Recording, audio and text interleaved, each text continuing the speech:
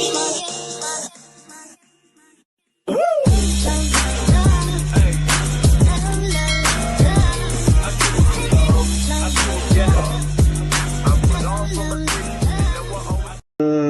natin, yung mga priority natin sa buhay, syempre yung mga iniisip natin always, di ba? Not just for the present time lang.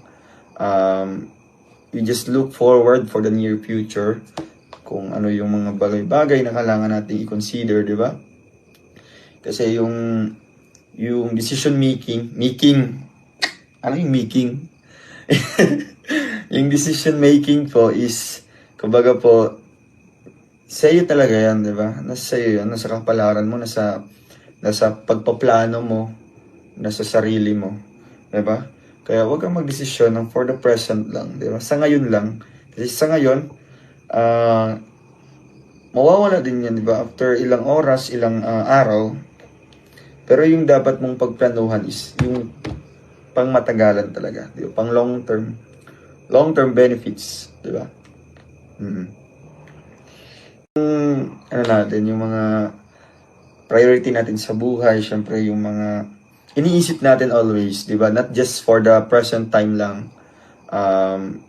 We just look forward for the near future kung ano yung mga bagay-bagay na kailangan natin i-consider, di ba? Kasi yung decision making, ano yung making? Yung decision making po is, kumbaga po, sa iyo talaga yan, di ba? Nasa iyo yan, nasa kapalaran mo, nasa pagpaplano mo, nasa sarili mo, di ba? Kaya huwag kang magdesisyon ng for the present lang, di ba? Sa ngayon lang. Kasi sa ngayon, mawawala din yan, di ba? After ilang oras, ilang araw. Pero yung dapat mong pagplanuhan is yung pangmatagalan talaga, di ba? Pang long term benefits, di ba?